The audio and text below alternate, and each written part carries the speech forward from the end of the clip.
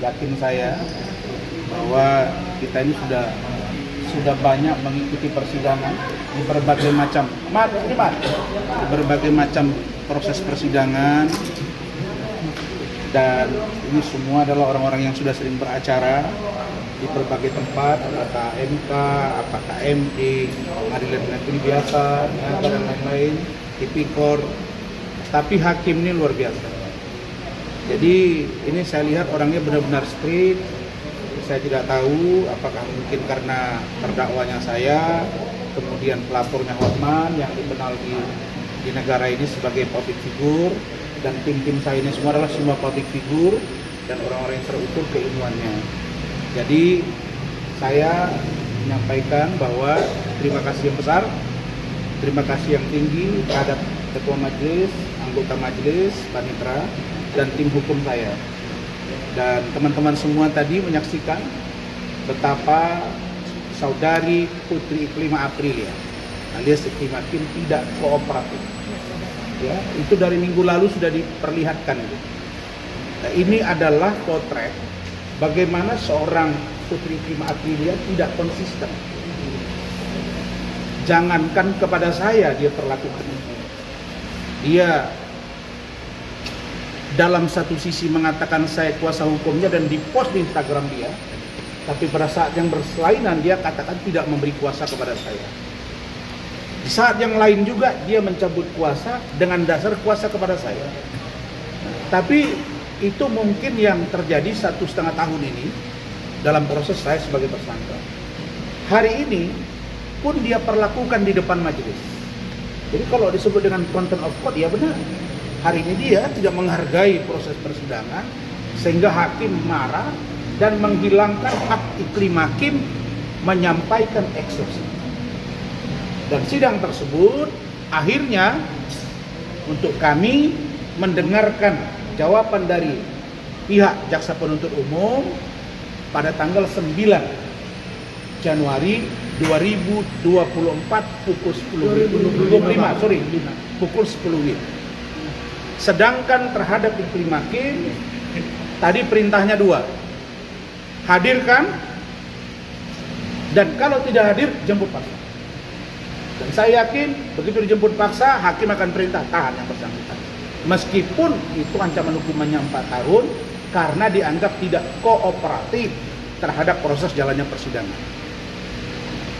Perintah yang kedua dari majelis agar pengacaranya juga proaktif. Dan kami para tim hukum ini, kalau saya lihat ya, mohon maaf, ini walaupun masih wajahnya muda, ini sudah senior semua beracara. Kita yang jemput bola, masa dibilang belum terima dakwaan? Aneh ini. Dakwaan pada saat dibacakan ada diberikan ke kita, tapi mereka mengatakan belum terima dakwaan. Dan yang paling kita aneh, jaksa mengatakan tidak diberitahu kalau yang bersangkutan itu berangkat umroh. Jadi jaksa tadi meminta, yang mulia tolong hilangkan hak eksepsi dari saudari terdakwa dalam ini Iklima Kim.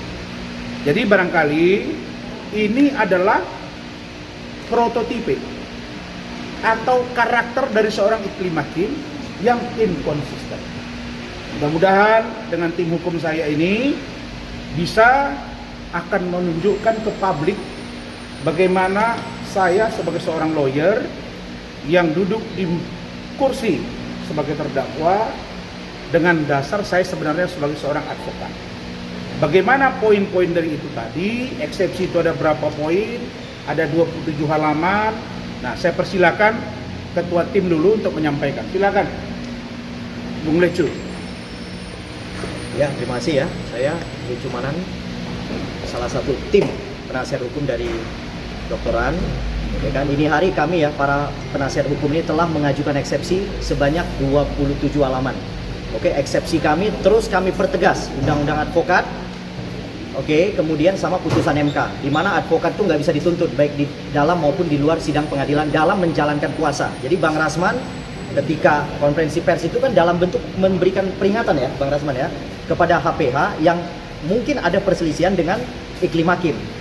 Jadi menurut pemahaman kami, apabila seseorang advokat memberikan teguran kepada pihak lain, maka itu dalam rangka menjalankan kuasa.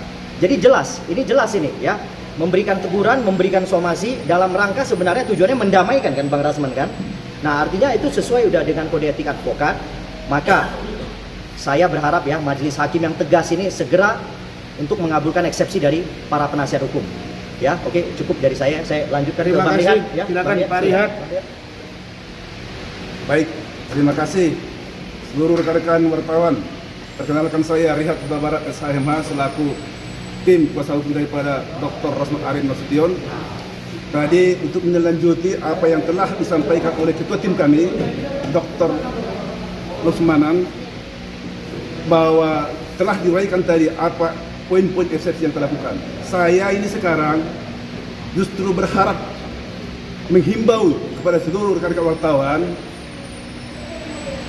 untuk tolong diminta pendapat daripada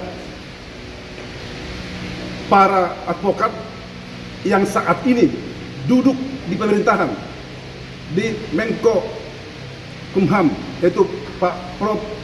Yusri Issa Mahendra selaku Menko Kumham, dan juga kepada Profesor Dr. Otto Hasibuan. Bagaimana tanggapan mereka terhadap hak imunitas advokat ini? Itu satu, ya. Itu mereka ini ada di pemerintahan sekarang.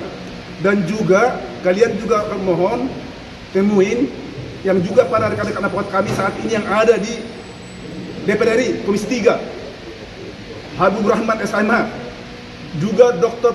Hicap Panjaitan, ada juga rekan kita di sana, Martin Daniel. Tolong kalian minta pendapatnya. Apa tentang pendapat mereka untuk memandang hak imunitas advokat ini? Juga karena ini dikuatkan oleh putusan MK, minta juga pendapat daripada ini Pak Profesor Dr. Mampu MD dan Ketua MK sekarang, di mana beliau ini adalah orang-orang yang tegak lurus di dalam menerapkan undang-undang dan petarung hukum ini. Jadi untuk itu, kenapa saya himbau itu untuk kalian harus minta pendapat beliau-beliau tersebut, supaya ada tambahan masukan untuk majelis hakim yang terhormat yang mulia ini, untuk masukan mempertimbangkan nanti dalam melakukan satu putusan terhadap hal ini. Karena apa? Karena ini sangat penting sekali untuk seluruh profesi advokat yang ada di seluruh Indonesia ini, yang ada di beberapa organisasi. Karena ini pertarungan, seperti yang bilang saya, pertarungan antara profesi advokat di dalam perkara ini, bukan pertarungan Rosmat Arin Nasution. Jadi ini penting. Kenapa? Jangan sampai hal ini membuat semua profesi advokat merasa tidak nyaman dalam melaksanakan. Azan. Hari ini kita membuktikan profesionalisme kami sebagai advokat, tim kuasa hukum yang memang hari ini kami menghargai bagaimana kerja kami sebagai tim hukum ya, yang secara profesional bergantian dan saling mengisi, dan akhirnya kami dapat mengejawantakan isi eksepsi nanti di dalam putusan hakim berikutnya. Artinya di sini kecacatan-kecacatan dalam dakwaan jaksa penuntut umum ini harus dipertegas, karena ini akan menjadi presiden buruk tentang penegakan hukum dan proses etik dalam kinerja profesi advokat ke depan. Jadi ini harus dipertegas sekali lagi oleh hakim, karena ini akan menjadi presiden buruk apabila hal ini terus-menerus dilakukan oleh aparat penegak hukum 3 pilar lainnya. Karena ini adalah bagian daripada 4 pilar yang harus ditegakkan keadilan secara adil-adilnya, sehingga advokat nanti ke depan dalam menjalankan tugasnya tidak menjadi jurisprudensi dalam suatu putusan. Karena ini membahayakan. Suatu saat advokat yang bekerja karena tidak sepaham dengan keinginan oportunitas, maka advokat itu dikriminalisasi dan diskriminasi. Inilah yang menjadi acuan kami, sehingga putusan besok kami harap mudah-mudahan hakim benar-benar memutuskan seadil-adilnya dan setegas-tegasnya. Terima kasih. Baik, jadi apa yang disampaikan oleh teman-teman, saya ingin stressing pointnya begini, bahwa teman-teman kita yang dulunya bersama kita di lapangan begini, lawyer, saya bisa sebut saja Bang Yusril, saya pernah satu tim dengan beliau. Pak Otto, kita pernah satu panggung menjadi narasumber terkait hukum. Apalagi Adinda Habibur Rahman, Saudara Rahmat pun tahu, saya 2014 sama dengan dia untuk Pak Prabowo Hatta. kita juga berteman sampai akhirnya beliau di DPR RI. Begitu juga nih yang lain. Artinya mereka paham sebenarnya ini hak imunitas ini untuk siapa sesuai dengan undang advokat ini. Jadi saya berharap Komisi 3 DPR tidak saja memanggil kasus ada yang terjadi pembunuhan di Surabaya, kasus yang terjadi di Sumatera Utara, atau mungkin di Polres Jakarta Timur. Ini juga penting gitu. Saya dengan tim dan para tim hukum ini siap untuk kita berdialog dengan Komisi 3. Karena apa?